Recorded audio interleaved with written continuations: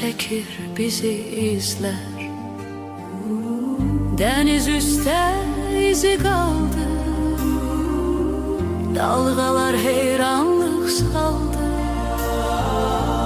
Korkunu canlardan aldı, iman dersi verir izler.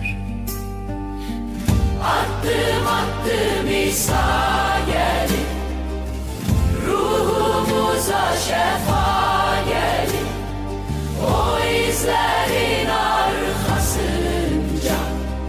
beşeriyet hilasa geldi. Acılara teref yürüdü,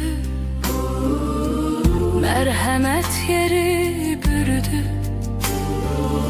Şerin buzunu eritti, eşk tohumu sepir izler.